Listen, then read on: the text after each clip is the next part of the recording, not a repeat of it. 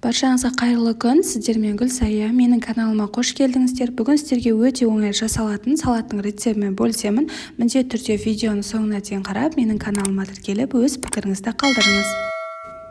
Ең алдымен колбасамызды соломка етіп турап алатын боламыз. Колбасамыз шамамен 100 граммдай қажет болады. Дәл қазір осы салаттың 2 порциясын жасайтын боламын. Егер де сіздерге өте көп мөлшерде қажет болса, құрамын көбейтсеңіздер болғаны. Жақсылап соломка етіп турап алғаннан кейін ыдысымызға саламыз. Ендігі кезекте қиярымызды да соломка етіп турайтын боламыз. Егер де сізде колбаса болмаған жағдайда тауық етін қолдансаңыздар да болады, оны да соломка етіп турап аласыздар. Дәл осы видеоның астына описание бөлімінде толық рецепті жазып қалдырдым, сол жерден қарай аласыздар. Қиярымызды турап болғаннан кейін, үшінші кезекте жұмыртқамызды тураймыз. Айтқанымда 2 порция болғаннан кейін мен 2 жұмыртқа турап жатырмын.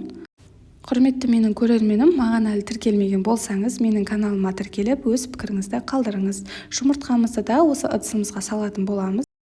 Некеме барлығын турап алдым. Ең соңында осындай кукурузымызды қосамыз.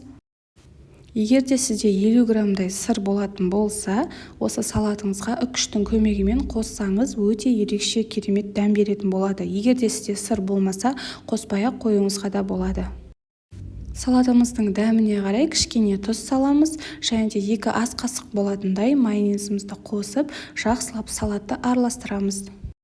Құрметті менің көрерменім, менің каналымда өте көп бір жасағаннан шығатын ерекше рецепттер бар. Дәл осы видеоның астында ссылкасын қалдыратын боламын.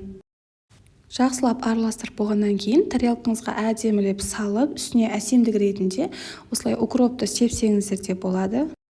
Осымен біздің өте оңай жасалатын салатымыз дайын болды. Егер де менің видеом ұнаса, менің каналыма тіркелуді ұмытпаңыздар.